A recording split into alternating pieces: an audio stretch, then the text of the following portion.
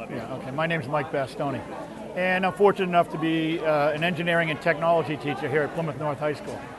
Today, what's the event? The event today is BattleBots. You might remember the TV show about 4 years ago on Comedy Central. Captured the imagination and the excitement of a lot of people. Kids really related to it. Bunch of robots fighting in a box, nobody getting hurt. Hey, guess what? What we realized is people were learning physics when they were building robots to fight. And they were learning to be engineers. They were developing technology. So what is your class? How did your class go from a tech class to building robots? Hard to say what our class is. We prefer not to define it. What we are is a place for kids who are very curious about how the world works. And so we've created 2 laboratories. A laboratory for the mind, where kids visualize ideas using computers and get questions from the internet answered. And a room where we can take the ideas and turn them into reality. Right now, those ideas are things like fighting robots, wind turbines, trebuchets, robots that will be used by the Plymouth Police Department for search and rescue. We can create almost anything we care to create. Children today have the tools to make technology. We've never had this before, and fighting robots is a way to learn how to do it. So you actually seem to have a lot of schools here today. Tell me, is this an invitational? Yeah, what this is a group of people who share the same desire for the same kind of learning that we share here at Plymouth North. And so our students, the student competitors, are here from Florida, from New Jersey, and from all around Massachusetts and points in between. These are people who share this passion, and it's growing. We have an arena. We built an arena 3 years ago, and we decided that if we built the arena, they would come, Novel idea. And it worked.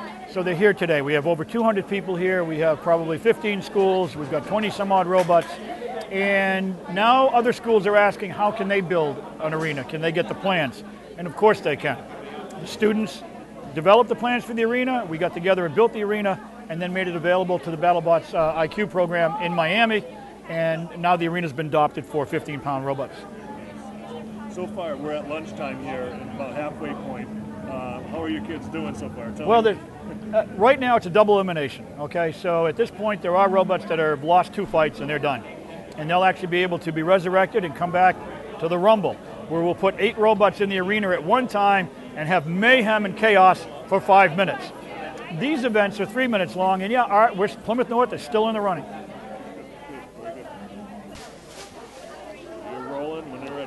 One way to look at what's happening here today is to imagine 100 years ago, about 80 miles west of here, maybe 100 miles west of here, Springfield, Massachusetts. A guy by the name of James Naismith was asked to put a game together for boys to play during the wintertime indoors. And we all know the story. He nailed a peach basket up on a balcony wall. Today we have the NBA. What you're seeing right now here at Plymouth North High School is something very similar. We are seeing the beginning of a technology sport, engineering as sport. These are the same people that bring you the football games on Sunday afternoon via satellite on LCD TVs, and you're never hearing about who those folks are. Tom Brady's a hero in football, fantastic. But the guys that are the real heroes and the women that are the real heroes, those are the people that built those LCD TVs, designed those TVs, put those satellites up in space, and ran the cameras, to bring us all that great entertainment in our climate-controlled houses. So let's start thinking about what really matters and what's really important to kids and see if we can't celebrate that.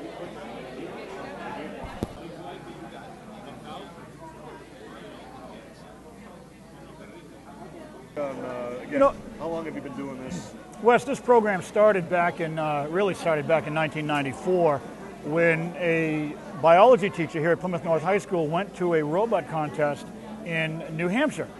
And she came back, Agnes Hayes, and she came back and showed me a videotape of the robot contest and said, would you be interested in doing this with some of your students? And I said, wow, this is great. I think the kids would really like this, right? Little did I know how much. And that was back in 1994. It's 2008. We're looking at going into our 15th year. And we have students that have participated in this program that are PhDs in aerospace science, that are teaching physics at Berkeley, or they're important people in engineering firms and manufacturing firms all across this country. We've had several hundred students through this program. We have over 100 engineers who have graduated from engineering schools and who are now kids, young people with well-paying jobs okay, that are helping to create the solutions to some of the problems that we have in the world today. Now, with that being said, the genesis of this also begins with money. You cannot have an innovative program without the funding. That's where you were going with it. Yep. I think so. Okay. So a program like this, an innovative program cannot be born without the proper partnerships. And in this case, we were very fortunate that we have a partner in the Plymouth Schools Entergy Corporation in the form of Pilgrim Nuclear Station. And the men and the women that man that nuclear station, the engineers and the technical people who provide the power resources, the resources to power our economy, the essential energy we need, right? Are also the people who have stepped forward and have helped fund this program because they understand the return on investment. They understand the importance of growing engineers and technically minded people. It's just as important, certainly, as growing football players and basketball players. And I don't mean to demean sports. I love sports. But it's also important that we pressurize the pipeline of technically literate employees.